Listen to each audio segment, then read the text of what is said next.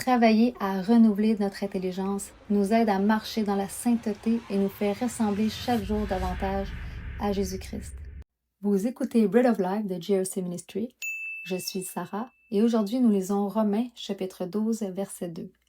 Ne vous conformez pas au siècle présent, mais soyez transformés par le renouvellement de l'intelligence afin que vous discerniez quelle est la volonté de Dieu, ce qui est bon, agréable et parfait. Voyons ensemble la signification de ce que veut dire être transformé par le renouvellement de l'intelligence.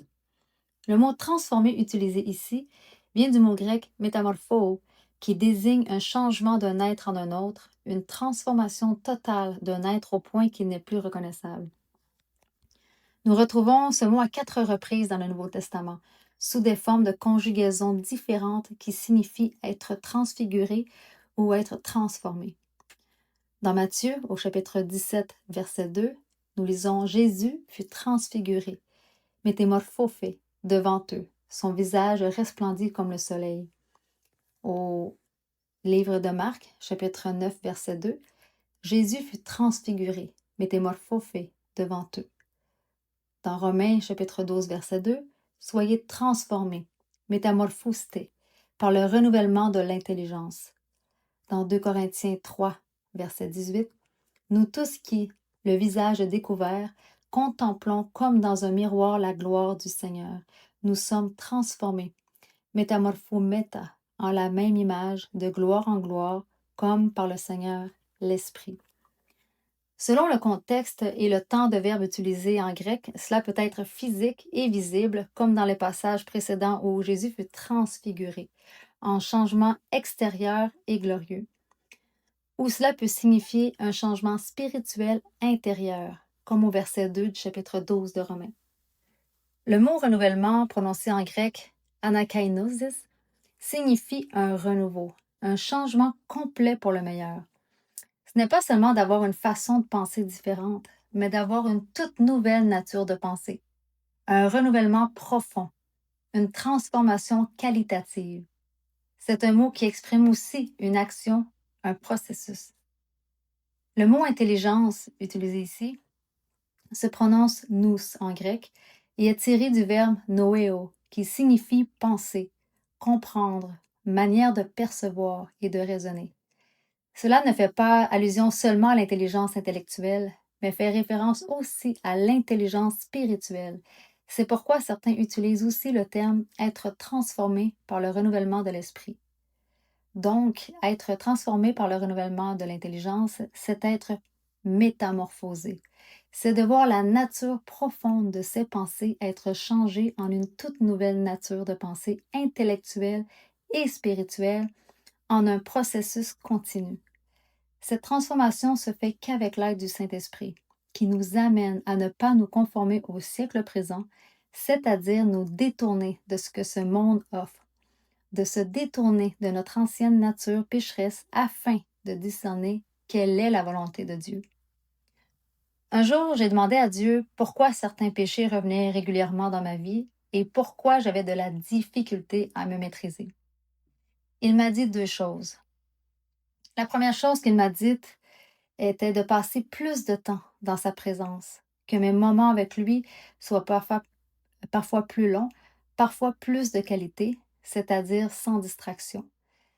Car ce n'est pas par mes propres forces que je serai transformée, mais par son esprit. Ce qui vient aussi à lire la parole, car l'esprit nous révèle tout par la parole.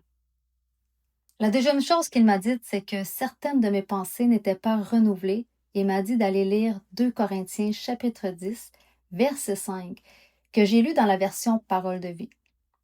Nous renversons les raisonnements et tout obstacle qui s'élève avec orgueil contre la connaissance de Dieu, et nous faisons toute pensée prisonnière pour qu'elle obéisse à Christ. J'ai ensuite demandé à Dieu comment rendre nos pensées captives pour qu'elles obéissent à Christ. Le Seigneur m'a répondu que rendre nos pensées captives, c'est contrôler nos pensées et ne pas les laisser nous contrôler. C'est d'intercepter et chasser les pensées négatives, fausses ou mauvaises avant qu'elles ne viennent dans notre cœur et deviennent une partie de nous. Par la suite, j'ai été plus alerte à ces pensées intrusives qui viennent soit de notre chair, des blessures que nous avons ou des mensonges de l'ennemi. Je t'invite aussi à être à l'affût des pensées qui viennent dans ton esprit. Et peut-être que, comme moi, tu verras qu'il peut être très facile de laisser entrer une pensée qui est contraire à la pensée de Christ. Et si rien n'est fait, de l'accepter. Par exemple, si nous avons des pensées dénigrantes à notre sujet, comme je n'y arriverai pas, je suis nul, personne ne m'aime, ce sont des pensées contraires à la parole. Car Dieu nous dit que nous pouvons tout par lui, que nous sommes une créature merveilleuse et qu'il nous aime. Si nous avons des pensées négatives sur les autres à cause de blessures ou de l'orgueil, comme je n'aime pas cette personne, je ne veux pas lui pardonner ou je ne peux pas lui pardonner, je serais bien meilleur pour accomplir cette œuvre pour le Seigneur que ce frère ou cette sœur, par exemple. Ce sont aussi des pensées contraires à celles de Christ, car il est écrit d'aimer notre prochain comme nous-mêmes, de pardonner aux autres comme Dieu nous a pardonnés aussi, de voir les autres comme au-dessus de nous-mêmes, de ne pas aspirer à ce qui est élevé, mais de se laisser attirer par ce qui est humble. Dieu déteste les plaintes, et lorsque nous nous plaignons, ce sont aussi des pensées que nous avons laissées entrer dans notre esprit et que nous prononçons à haute voix. Nous devons être vigilants quant aux pensées qui viennent dans notre esprit et d'intercepter celles qui sont contraires aux pensées de Jésus, en déclarant que nous les refusons et en les remplaçant par des pensées qui plaisent à Dieu. Paul nous cite ce qui doit être l'objet de nos pensées dans Philippiens chapitre 4 au verset 8. Au reste, frères, que tout ce qui est vrai, tout ce qui est honorable, tout ce qui est juste, tout ce qui est pur, tout ce qui est aimable, tout ce qui mérite l'approbation, ce qui est vertueux et digne de louange, soit l'objet de vos pensées. Ce qui est important à retenir, frères et sœurs, c'est qu'avec l'aide du Saint-Esprit, travailler à renouveler notre intelligence nous aide à marcher dans la sainteté et nous fait ressembler chaque jour davantage à Jésus-Christ. Soyons fortifiés, car nous avons en nous celui que notre Papa céleste nous a envoyé, l'Esprit Saint, qui nous transforme, nous enseigne et nous conduit dans la vérité, si nous l'écoutons et obéissons à sa voix. Prions ensemble. Seigneur, nous te remercions pour ton esprit en nous, ton esprit qui nous enseigne, qui nous façonne, qui nous révèle ta vérité, qui nous conduit sur le droit chemin, ton esprit qui nous transforme.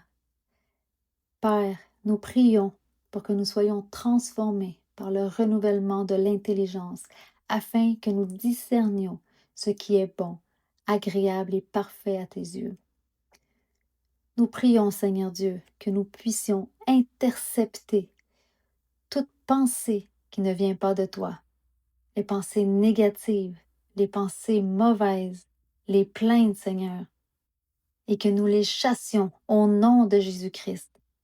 Nous prions pour que nous soyons alertes et que nous remplacions toute pensée qui est contraire à toi par des pensées selon ta parole, des pensées qui sont comme les pensées de Jésus-Christ. Merci Seigneur Dieu pour ta vérité. Merci Seigneur Dieu de nous fortifier afin que nous puissions marcher par l'Esprit et non notre chair. Que nous recherchions cette intimité avec toi, avec plus de profondeur, plus de qualité, que nous lisions ta parole Seigneur Dieu, que nous veillons et soyons sans cesse en prière. Nous prions que nous soyons à l'écoute de ta voix et soumis à l'Esprit qui nous conduit sur le chemin étroit, celui qui mène à ton royaume. Nous prions au nom puissant de Jésus-Christ. Amen.